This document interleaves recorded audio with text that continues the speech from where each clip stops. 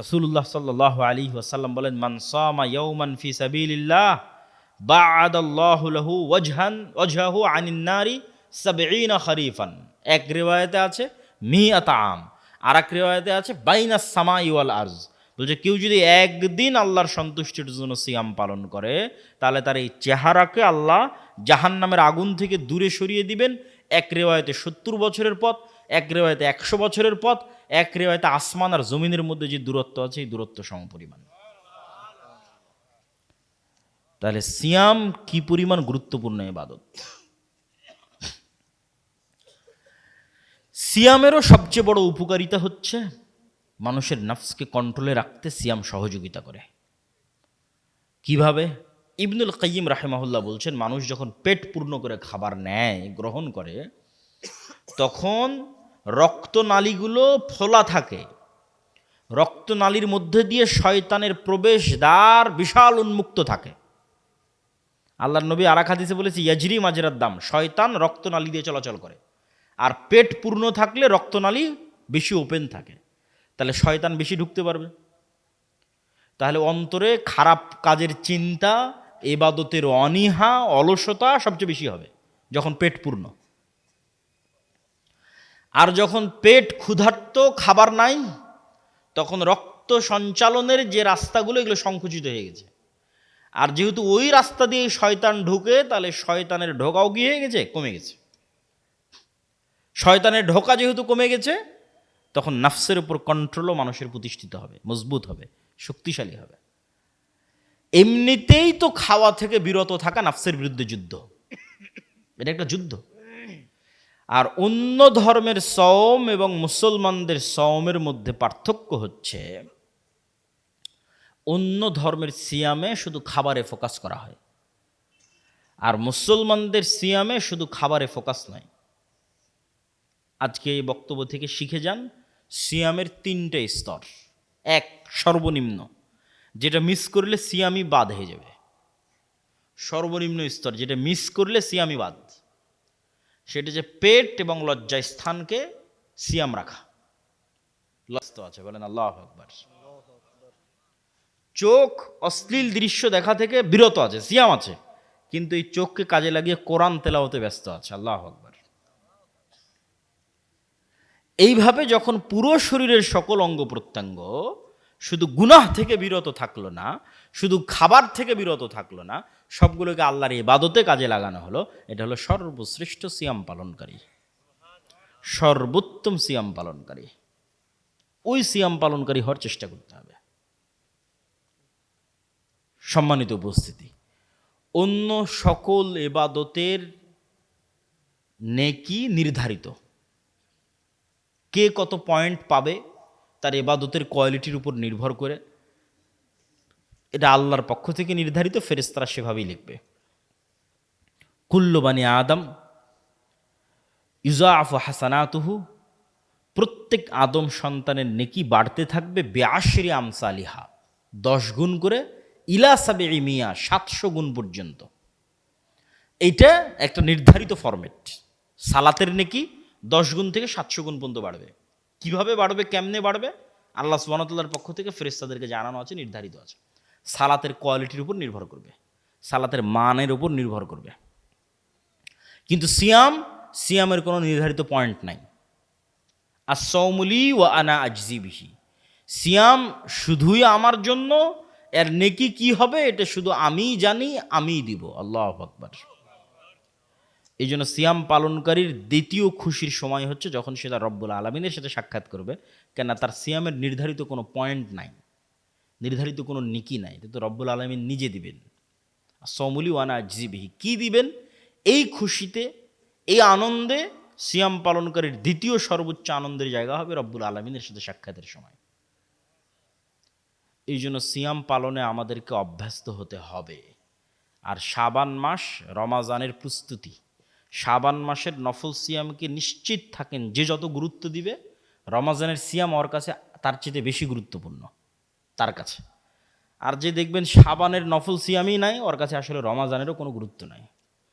আসলো আর গেল, কেমনে আসলো কেমনে গেল, 30 দিন ও নিজেও বুঝলো না। আর যে এখন থেকেই পূর্ব প্রস্তুতি নিচ্ছে যে না রমাজান আসতেছে, রমাজানের পূর্বে শাবান, আমি শাবানের নফল সিয়াম রাখবো এবং বেশি বেশি চেষ্টা করবে সিয়াম রাখার, এ খুব পূর্ণ প্রস্তুতির সাথে রমাজানে ঢুকবে। বলেন আল্লাহু আকবার। এবং রমাজানের মতো এই মহৎ মাস, আজকে যদিও রমাজানের উপর বক্তব্য দিইনি, আজকের বক্তব্যের মূল বিষয় আজকের সিয়াম দ্বারা নফল সিয়াম, শাবানের সিয়াম। তাহলে রমাজানের এই মহৎ মাসকে সে মূল্যায়ন করতে পারবে। এই জন্য রমাজানের প্রস্তুতি স্বরূপ কাল পরশু থেকেই শাবানের চাঁদ উঠে গেলে আমাদেরকে শাবান মাসের সিয়াম পালন করার চেষ্টা করতে বলেন ইনশাআল্লাহ। তাহলে আজকে আমরা 3টে বিষয় আলোচনা করলাম। এক, জিকির, সাউন্ড টেকনোলজি, আওয়াজ পৃথিবীর সবচেয়ে পাওয়ারফুল, সকাল সন্ধ্যের জিকির যা দিয়ে সকল অসম্ভবকে সম্ভব করা যাবে। 2, সলাত, সলাতও জিকির। তার লাস্ট একটা উদাহরণ দেই, সলাতের শুরু থেকে শেষ পর্যন্ত দোয়ার পাঠ 20%, 10%, আর জিকিরের পাঠ 80%, 90%। যেমন সলাতের অ্যানাউন্সই হয় আজান দিয়ে, এটা একটা জিকির, আল্লাহু আকবার, আল্লাহু আকবার, লা ইলাহা ইল্লাল্লাহ, এটা জিকির। ইকামত জিকির, আল্লাহু আকবার বলে সালাত শুরু হয়, এটা জিকির। সালাতে যখন দাঁড়িয়ে থাকি তখন কোরআন তেলাওয়াত হয়, এটা সর্বশ্রেষ্ঠ জিকির। যখন রুকুতে যাই সুবহান রাব্বিয়াল আজিম, এটা তাসবিহ। যখন রুকু থেকে উঠি রব্বানা লাকাল হামদ, এটা আল্লাহর প্রশংসা, এটাও জিকির। যখন আল্লাহু আকবার বলে সিজদায় যাই সুবহান রাব্বিয়াল আলা, ওটাও তাসবিহ। এভাবে পুরো সালাতের 80% পাঠ হচ্ছে আল্লাহর জিকির। সালাম ফিরার পূর্বে দোয়া করার সুযোগ পাওয়া যায়। তাহলে সালাতও জিকির। আসলে 24 ঘন্টা জিকির করা উচিত ছিল। আল্লাহ সুবহানাহু ওয়া তাআলা আমাদের উপর দয়া করে সর্বনিম্ন বাধ্য করেছেন কয়বার? 5 বার। এটা পূরণ না করলে আল্লাহ সুবহানাহু ওয়া তাআলার সাথে আমাদের কোনো সম্পর্ক নাই, আমাদের কোনো যোগাযোগ নাই। না আমরা মুসলমান, না আমরা মানুষ, না আল্লাহর বান্দা, না আল্লাহ সুবহানাহু, না আমরা কোথাও ভাগাড়ে পড়ে মরে গেলাম, না পুকুরে পড়ে মরে গেলাম, না আমি ক্ষতিগ্রস্ত আছি, না কষ্টে আছি, না দুঃখে আছি, এর সাথে আল্লাহর কোনো লেনাদেনা নাই। সকল প্রকার যোগাযোগ এবং কানেকশন বিচ্ছিন্ন। 3 নাম্বার সিয়াম, আল্লাহ সুবহানাহু ওয়া তাআলার নিকটে সবচেয়ে প্রিয় ইবাদত। তো আমরা আল্লাহর ইবাদতেরই 3টা ধরনের উপর সংক্ষিপ্ত আলোচনা পেশ করব। প্রথমত জিকির। জিকির শব্দের শাব্দিক অর্থ হচ্ছে স্মরণ করা, মনে করা। যেমন আমরা যদি বিদেশে যাই, প্রবাসে যাই, দূরে থাকি, পরিবারের কথা মনে পড়ে, ছেলে মেয়ের কথা মনে পড়ে, বাপ মা মারা গেলে বাপ মায়ের কথা মনে পড়ে। এই যে মনে পড়া, এই মনে পড়াটা বা মনে করাটা যে মেশিনের মাধ্যমে আমরা করি, সে মেশিনটার নাম হচ্ছে কালব, যেখানে রূহ আছে, নফস আছে। এটা পৃথিবীর সর্বাধুনিক প্রযুক্তির একটা মেশিন, যার ধারে কাছে পৃথিবীর কোনো মেশিনের পক্ষে যাওয়া সম্ভব নয়, এবং পৃথিবীর কোনো বিজ্ঞানীদের পক্ষেও ওটাকে ধারণ করা সম্ভব নয়, যেটা আমাদের হৃদয়ের মধ্যে আছে, আমাদের কালবের মধ্যে আছে। মেশিন কথাটা জাস্ট উদাহরণ হিসেবে বলার জন্য, বুঝার জন্য। তো আল্লাহ সুবহানাহু তাআলার সাথে সম্পর্ক তৈরি করার, যোগাযোগ করার মাধ্যম হচ্ছে কালব, রূহ, যা আসমান থেকে আল্লাহ সুবহানাহু তাআলা পাঠিয়েছে, যার সাথে দুনিয়ার এই শরীরের সম্পর্ক ক্ষণস্থায়ী। আমরা যখন ঘুমিয়ে যাই তখন আমাদের রূহ আল্লাহ সুবহানাহু ওয়া তাআলা কবজ করে নেন। কেননা আমি যে দেখছি এটা রূহের কাজ, কালবের কাজ। আমি যে শুনছি এটা রূহ এবং কালবের কাজ। চিন্তা করছি, বুঝতেছি, এটা রূহ এবং কালবের কাজ, ব্রেনের কাজ।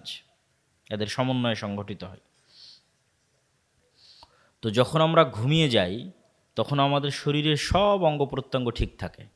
লিভার কাজ করে, কিডনি কাজ করে, হার্ট কাজ করে, রক্ত সঞ্চালন থাকে, ব্রেনও কাজ করে, কিন্তু আমাদের রূহ থাকে না। তাহলে কি কি কাজ বন্ধ হয়ে গেল রূহ না থাকাতে? দেখা বন্ধ হয়ে গেল, ঘুমের মধ্যে আমরা দেখতেছি না। শোনা বন্ধ হয়ে গেল, ঘুমের মধ্যে আমরা শুনতেছি না। চিন্তা করা বন্ধ হয়ে গেল, বুঝা বন্ধ হয়ে গেল। ভালোবাসা, রাগ, কান্না, ক্ষোভ, দুঃখ, অহংকার, হিংসা, ঘৃণা, অনুভূতি বলতে যা আছে সব বন্ধ হয়ে গেছে।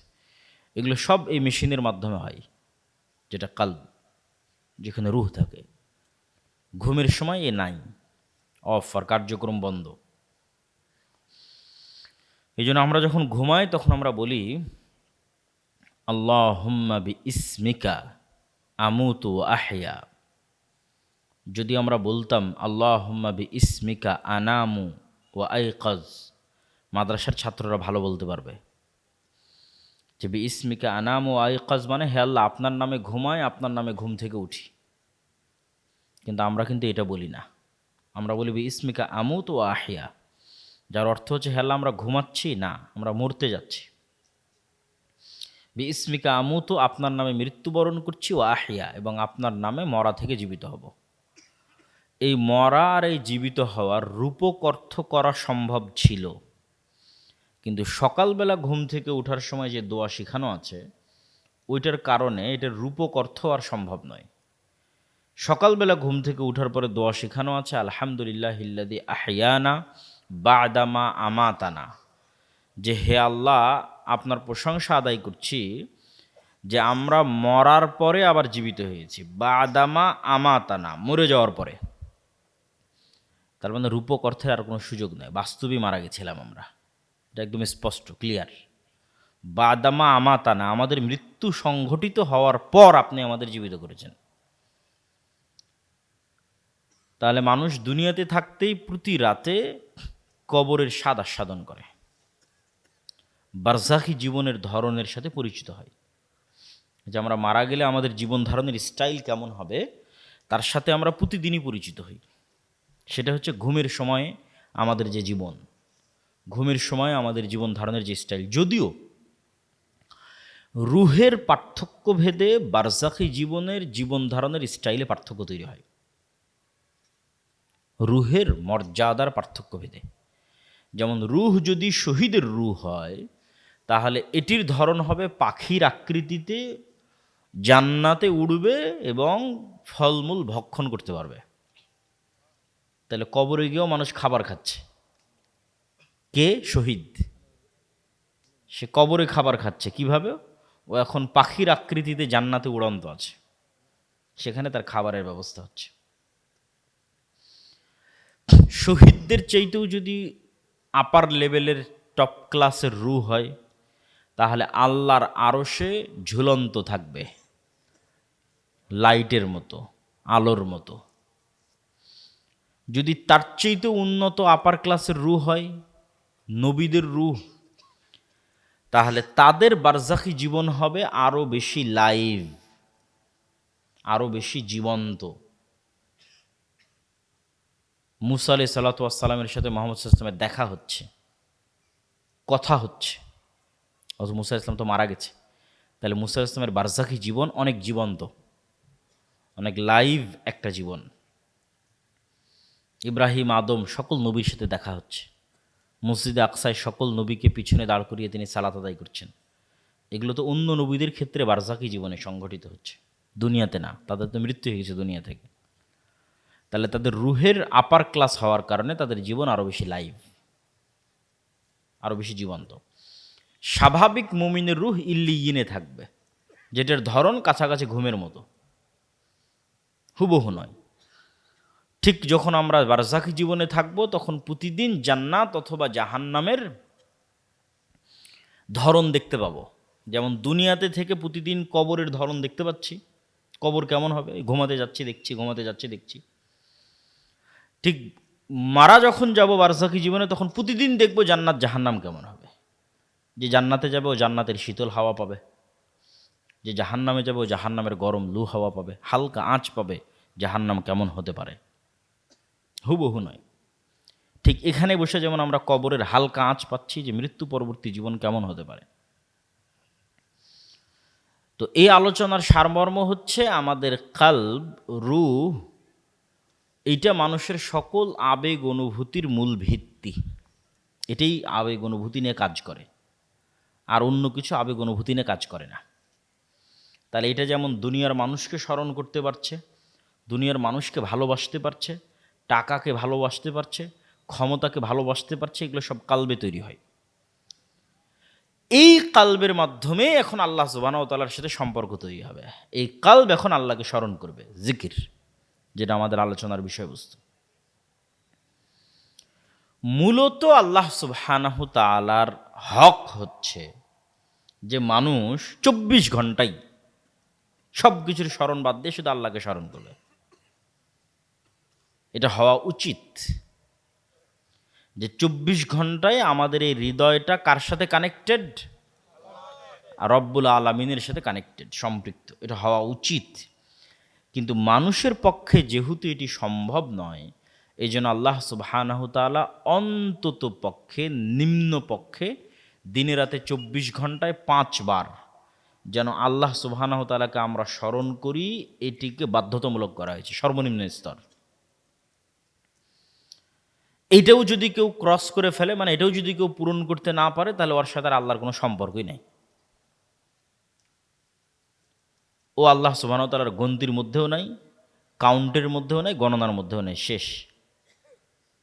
হাজিরা খাতা থেকে আর নামই বাদ। এখন পরীক্ষার হলে গেলেও আর নাম খুঁজে পাবে না, কারণ যেহেতু ক্লাসের সময় উপস্থিত হয়নি, তো কি আর পরীক্ষা দিবে? অ্যাডমিট কার্ডও পাবে না, পরীক্ষার হলে নামও পাবে না, কিচ্ছু পাবে না, শেষ, এন্ট্রি নাই। এই জন্য সকল আমল এবং ইবাদত গ্রহণযোগ্য হওয়ার জন্য এবং পরীক্ষার উপযুক্ত বিবেচিত হওয়ার জন্য, যে আল্লাহ আমি পরীক্ষার উপযুক্ত, ক্লাসে উপস্থিত থাকতে হবে। দিন রাতে 24 ঘন্টায় অন্তত নিম্নপক্ষে 5 বার আল্লাহকে স্মরণ করতে হবে। এই জন্য কোরআনে বলা আছে, ওয়া আকিমিস সালাতা লিযিকরি, তোমরা সালাত কায়েম করো আমাকে স্মরণ করার জন্য।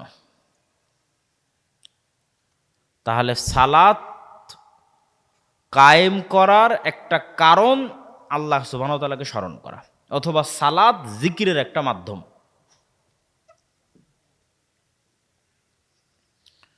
তো সালাত যে জিকিরের একটা মাধ্যম, এটার দুই একটা দলিল বলি যে সালাত জিকিরের মাধ্যম।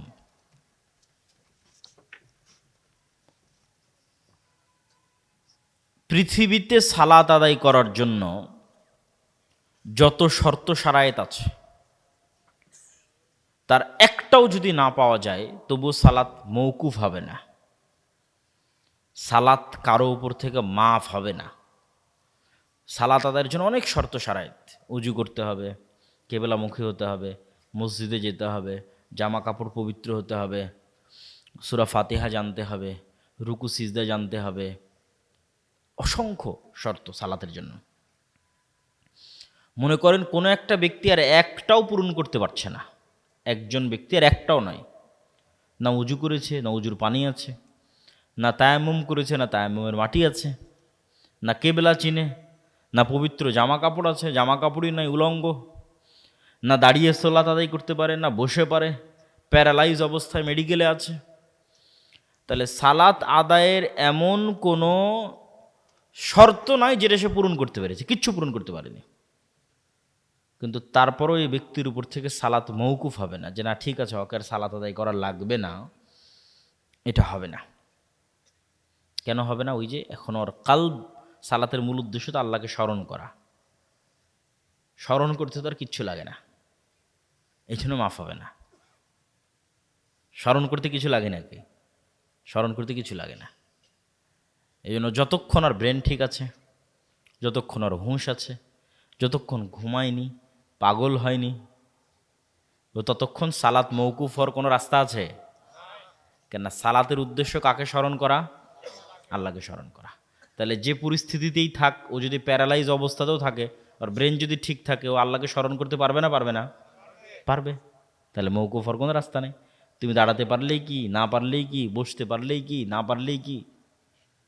কোনো একটা মানুষ মেডিকেলের বেডে আছে, পেশাব পায়খানা কন্ট্রোল করতে পারে না, তার মানে কি ওর সালাত মৌকুফ হয়ে যাবে? কেননা ওর কালব এখন আল্লাহকে স্মরণ করতে পারবে না? পারবে না? পারবে। ওর উজু লাগবে না, তায়াম্মুম লাগবে না, কিচ্ছু লাগবে না, কিন্তু সালাত মৌকুফ হবে না। তাহলে সালাত মৌকুফ হওয়ার পৃথিবীতে কোনো পরিস্থিতি নাই। পাগল হয়ে যেতে হবে, মরে যেতে হবে, ঘুমন্ত থাকতে হবে, এর বাইরে কোনো রাস্তা নাই। কি জন্য? তুমি সারাদিন এই কালবকে কাজে লাগিয়ে সবই স্মরণ করতে পারছো, আর আল্লাহকে স্মরণ করতে পারবা না। সবই মানুষ স্মরণ করতেছে, সবই মনে করে করতেছে। ওষুধ খাওয়ার সময় ঠিকই ওষুধের কথা মনে করতেছে, সব মনে থাকে, কিন্তু আল্লাহ সুবহানাহু ওয়া তাআলাকে স্মরণ করতে পারবেন, এটা তো হবে না। এটা ন্যূনতম হক আল্লাহর, যে অন্তত 5 বার স্মরণ করতে হবে। আমরা বলছিলাম জিকির, জিকির কেন পাওয়ারফুল, জিকির কেন শক্তিশালী। জিকির পাওয়ারফুল এবং শক্তিশালী হওয়ার জন্য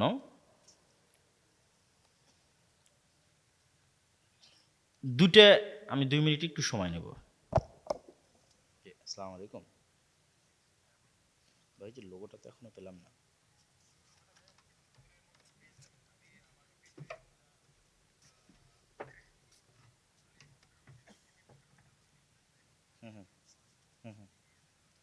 জি জি, কালকে তো 3-4টা পর্ব মিস হয়ে যাবে। কালকে কালকে সকাল 10টা থেকে শুরু হবে। রাতের মধ্যে দিতে পারলে কালকে আমরা দিতে পারবো, কালকে যে 3-4টা পর্ব হবে। দিয়ে দেন, হ্যাঁ দিয়ে দেন, একটা দিলেই হলো, তাও অন্তত কাজটা হলো। দিয়ে দেন আমাকে। আমি দুঃখিত যে আসলে খুব এমার্জেন্সি না হলে আমি কথা বলতাম না।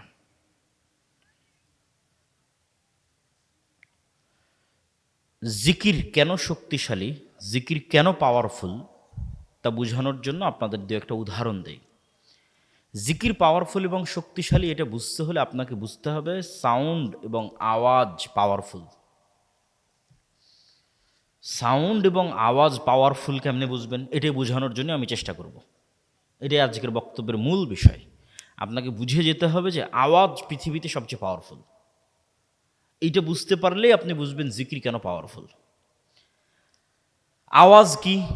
এই যে আমি এখন বক্তব্য দিচ্ছি, এটা আওয়াজ। আপনার কাছে মনে হচ্ছে আমি বাংলায় বলতেছি, আপনি শুনতেছেন, কিন্তু আসলে এটা আওয়াজ। কেমনে আওয়াজ?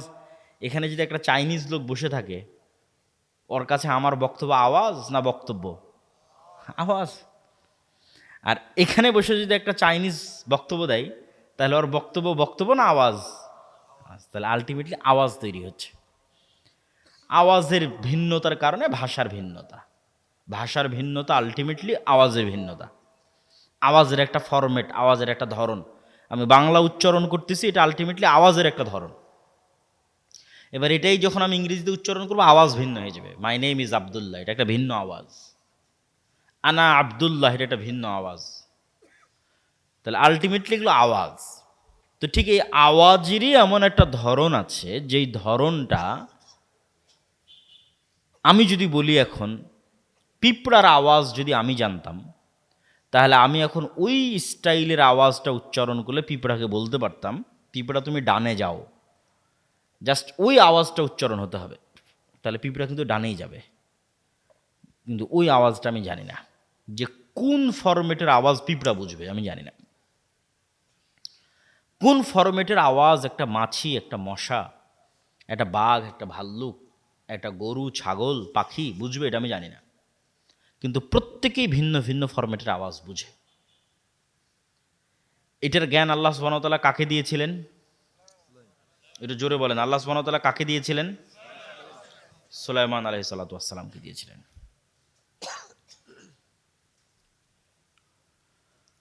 তাহলে একটা পয়েন্ট আমরা বুঝলাম যে পৃথিবীর সকল সৃষ্টিজীবের মধ্যে আন্তঃযোগাযোগ সম্ভব কি দিয়ে? আওয়াজ দিয়ে। সকল সৃষ্টিজীবের মধ্যে আন্তঃযোগাযোগ সম্ভব আওয়াজ দিয়ে। এটা পৃথিবীর সবচেয়ে টপ প্রযুক্তি, যেটার ধারে কাছে বিজ্ঞানীদের পৌঁছা সম্ভব নয়। বিজ্ঞানীদের পৃথিবী টিকে আছে আলোর উপর ভিত্তি করে, যে টেকনোলজি তার উপর। আমি এখান থেকে কথা বলতেছি, এই যে এখনই ফোনে কথা বললাম, আমার কথাটা আলোর মধ্যে দিয়ে এই মোবাইলের মধ্যে গেছে, মোবাইল থেকে আলোর মধ্যে দিয়ে এটা টাওয়ার হয়ে ঢাকা চলে গেছে। এখন কথা বলতেছি, লন্ডনে বসে মানুষ শুনতেছে, এখন বাজতেছে আমার কথা এখান থেকে। এখন কেমনে লন্ডন যাচ্ছে? আওয়াজ, আলো যাচ্ছে, যে আলোর সাথে যাচ্ছে। তাহলে আলো ডাটা ট্রান্সফার করে। পৃথিবী যেদিন সৃষ্টি হয়েছে ওই দিন থেকেই করে, মানুষ জানতো না, আজকে মানুষ জানতে পেরেছে। তাহলে আধুনিক প্রযুক্তি টিকে আছে আলোর মধ্যে, ডাটা ট্রান্সফার হয় তার উপরে টিকে আছে। আর আমরা বলতেছি এর চাইতে এমন এক শক্তিশালী প্রযুক্তির কথা যেটা আওয়াজ ভিত্তিক, যেটার ধারে কাছে বিজ্ঞানীরা নাই, যেটার কিছু জ্ঞান আল্লাহ কাকে দিয়েছিলেন আবার বলেন তো? সুলাইমান আলাইহিস সালামকে দিয়েছিলেন। সুলাইমান আলাইহিস সালাম একদিন বলছেন রানী বিলকিসের সিংহাসনকে এখানে নিয়ে আসতে হবে, ইয়েমেন থেকে, সাবা থেকে জেরুজালেমে, ১,৫০০ কিলোমিটার পথ।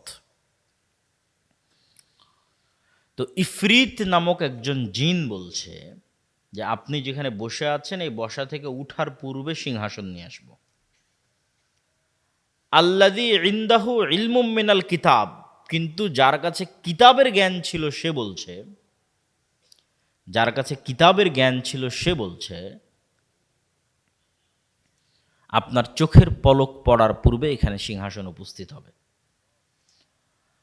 কোরআনের ধারা বিবরণীতে বোঝা যায় জিন নিয়ে আসতে চেয়েছে গায়ের শক্তিতে, আর যে চোখের পলকে নিয়ে আসতে চেয়েছে জিন কি মানুষ তা কোরআনে উল্লেখ নাই, কিন্তু সে নিয়ে আসতে চেয়েছে জ্ঞানের শক্তিতে। আল্লাহ জিন্দাহ ইলমুম মিনাল কিতাব, যার কাছে কিতাবের জ্ঞান আছে, কোরআনের আয়াত। কি জ্ঞান? একজন গায়ের শক্তিতে নিয়ে আসবে বসা থেকে উঠার পূর্বে, আর একজন অর্চেইতে স্পিডে নিয়ে আসবে চোখের পলকে জ্ঞানের শক্তিতে। তো মুফাসসিরগণ লিখেছেন আল্লাহ সুবহানাহু ওয়া তাআলা ভালো জানেন, তবে অনেকগুলোর মধ্যে এটাও একটা হতে পারে, বরং এটার হওয়ার সম্ভাবনা চান্স বেশি। সেটা হচ্ছে সুলাইমান আলাইহিস সালাতু ওয়াস সালামের যিনি ওহী লেখক ছিলেন আসিফ, তিনি হচ্ছে ইনি যিনি যার কাছে কিতাবের জ্ঞান ছিল বলা হচ্ছে। আল্লাযী ইনদাহু ইলমুম মিনাল কিতাব, কি কিতাবের জ্ঞান ছিল? লাউহে মাহফুজের বিশেষ কোনো জিকিরের জ্ঞান ছিল, যে জিকিরটা আল্লাহর জিকির, কিন্তু স্পেশাল কোনো জিকির, যেটা একটা সাউন্ড, যেটা একটা আওয়াজ, যেটা উচ্চারণ করার মাধ্যমে উনি চোখের পলকে সিংহাসনকে ওখান থেকে সুলাইমান আলাইহিস সালাতু ওয়াস সালামের নিকটে উপস্থিত করেছিলেন। তো আওয়াজ এই পৃথিবীর সকল সৃষ্টিজীবের মধ্যে আন্তঃযোগাযোগ এবং আন্তঃকানেক্টিভিটি তৈরি করতে পারে। তার আরও দুইটা উদাহরণ নেন। আল্লাহ সুবহানাহু তাআলা আসমান জমিন, গ্রহ নক্ষত্র, সূর্য চন্দ্র, এগুলো সবকে কিয়ামতের পূর্ব মুহূর্তে ধ্বংস করে দিবেন। আর আল্লাহর প্রত্যেকটা কাজের একটা সিস্টেম আছে। আল্লাহ সব কাজ নিজেই করতে পারেন, কিন্তু তারপরেও তিনি সকল কাজের সিস্টেম তৈরি করেছেন। তো আল্লাহ এই পৃথিবী ধ্বংস করার সিস্টেম তৈরি করেছেন এটা, যে ইসরাফিল বাঁশিতে ফু দিবে এবং সেই বাঁশির আওয়াজে সব ভেঙে চূর্ণ বিচূর্ণ হয়ে যাবে। মানে সূর্য ওই বাঁশির আওয়াজটা বুঝতে পারবে যে এটা সে আওয়াজ, যে আওয়াজে ভেঙে যেতে হবে, সময় শেষ। চন্দ্র আসমান সব ওই আওয়াজ বুঝতে পারবে, যে আওয়াজে সব চূর্ণ বিচূর্ণ হয়ে যাবে। যেমন আজকের আলোর যে প্রযুক্তি, যেটার মধ্যে দিয়ে আমার বক্তব্য লাইভ যাচ্ছে, আপনারা ফোনে কথা বলতেছেন, ইন্টারনেট চলতেছে, এই আলোর প্রযুক্তি বা ওয়েভ বা তরঙ্গ ব্যবহার করে ইসরায়েল ইরান এবং হামাসের নেতা এবং বিজ্ঞানীদের হত্যা করতেছে। কিভাবে? এই মোবাইলটা যদি এখন নেটওয়ার্কের সাথে কানেক্টেড থাকে এবং ইন্টারনেট থাকে, তাহলে ইসরায়েল চাইলে এই মোবাইলকে এখানে বিস্ফোরণ ঘটাতে পারবে, আমার হাতে এখন বিস্ফোরণ হবে এখানে। এভাবেই সবার নিজ নিজ বাড়িতে পকেটে মোবাইলে বিস্ফোরণ হয়ে গেছে। কিভাবে? এই মোবাইল ওয়েভ রিসিভ করে, কেন এটা আলোর তরঙ্গ নিয়েই তো কাজ করতেছে, কথা রিসিভ করতেছে, কথা বের করতেছে, আলোর তরঙ্গ, ওয়েভ। তাহলে এমন এক প্রকার ওয়েভ তারা আবিষ্কার করেছে, যে ওয়েভ ছাড়লে, কোনো নির্দিষ্ট মোবাইলকে টার্গেট করে ছাড়তে পারলে, কোনো নির্দিষ্ট এরিয়াকে টার্গেট করে ছাড়তে পারলে, যেখানে যেখানে ওই মোবাইলে ওয়েভ রিসিভ করবে, মোবাইল ফেটে বিস্ফোরিত হয়ে যাবে। তাহলে আল্লাহ সুবহানাহু তাআলা আসমান জমিন ধ্বংস করার সিস্টেম তৈরি করেছেন কিসের উপর? জোরে বলেন তো, কিসের উপর? আওয়াজ, ইসরাফিলের বাঁশির আওয়াজ। আবার যখন সবাই পৃথিবী থেকে বিদায় নিবে, জীবিত করার দরকার হবে, তখনও আল্লাহ ইসরাফিলের বাঁশির দ্বিতীয়বারের আওয়াজের মাধ্যমে সকল মানুষকে কবর থেকে জীবিত করবেন। আওয়াজ যে শক্তিশালী এবং তার পাওয়ারফুল, তার আর একটা উদাহরণ নেন। হাফেজ সাহেব যে কোরআন তেলাওয়াত করতেছিল, ওর মধ্যেও আছে এই আয়াত, ইউসাব্বিহু লিল্লাহি মা ফিস সামাওয়াতি ওয়া মা ফিল আরজ। আসমান জমিন এবং তার মধ্যে যা কিছু আছে, তার সকল কিছু 24 ঘন্টা আল্লাহর তাসবিহ পাঠ করে। তো তাসবিহ পাঠের আওয়াজ হয় না? আওয়াজ হয়। শুনতে পাই না কেন? আপনি কি আপনার আশেপাশে চলা পিঁপড়ার আওয়াজ শুনতে পাচ্ছেন?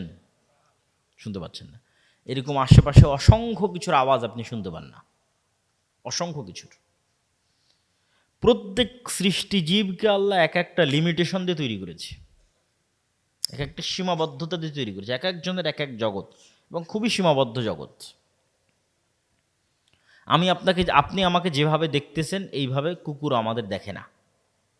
যে আমি আব্দুল্লাহ, আমার চেহারা এরকম, আমার দাড়ি এরকম, আমি এতটুকু লম্বা, আমি এতটুকু মোটা, চেহারা দেখে চিনবেন এটা আব্দুল্লাহ, এটা কুকুর চিনতে পারে না। যে চেহারা দেখে চিনবে, ও গন্ধ দেখে চিনে যে এটা আব্দুল্লাহর গন্ধ, এটা অমুকের গায়ের গন্ধ, এটা অমুকের গন্ধ। তো ওকে আল্লাহ সুবহানাহু ওয়া তাআলা চিনার ক্ষমতা দিয়েছে, সূক্ষ্মতা দিয়েছে গন্ধে, মানুষের চেয়ে 10,000 গুণ। মানুষের তৈরি যন্ত্র ওই মানের গন্ধ ধরতে পারবে না। এটা ক্যান্সার সেলের কি গন্ধ হয় মানুষ তো জানেই না, যন্ত্রও জানে না, বিজ্ঞানীরাও জানে না, ওটাও কুকুর ধরতে পারে। ভাইরাস, করোনা ভাইরাসের মতো গন্ধ, ওটা মানুষ কই পাবে করোনা ভাইরাসের গন্ধ? আর বিজ্ঞানীরা কোথায় পাবে করোনা ভাইরাসের গন্ধ? ওটাও কুকুর পায় করোনা ভাইরাসের গন্ধ।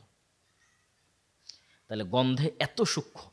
তাহলে আপনি হাজারো জিনিস নাকে নিয়ে বলবেন যে না, এটার তো কোনো গন্ধ নাই, আমার হাতে এখন কোনো গন্ধ নাই, এটাতে কোনো গন্ধ নাই।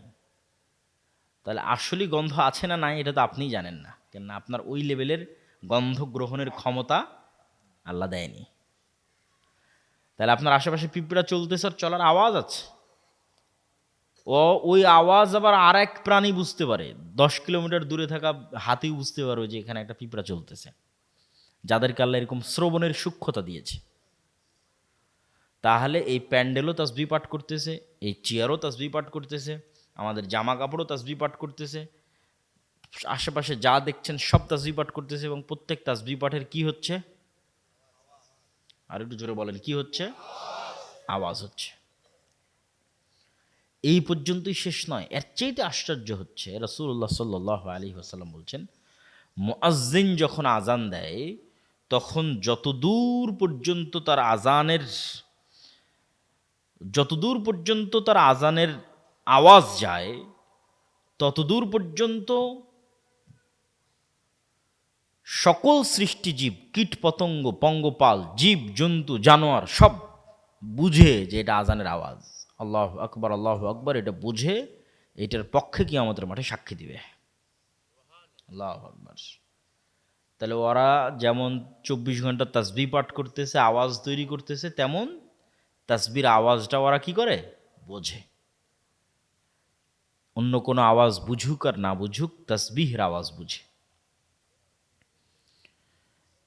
তাহলে অনেকগুলো পয়েন্ট আপনাদের সামনে দাঁড় করালাম শুধু এটা বুঝাতে যে আওয়াজ খুবই শক্তিশালী কিছু, আওয়াজ খুবই পাওয়ারফুল কিছু।